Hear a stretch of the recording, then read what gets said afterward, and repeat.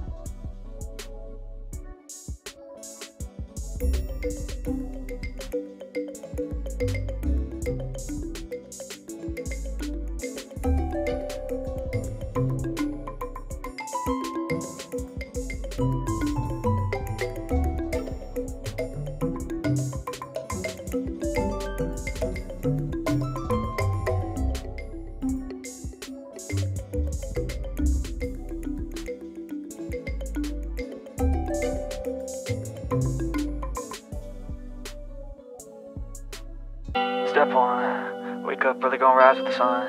Step 2, get some good, some food in you. Step 3, think real hard about what you wanna be. Step 4, fuck everybody, just do your thing. Wake up, today's gonna be a good day. Wake up, today's gonna be a good day. Wake up, today's gonna be a good day.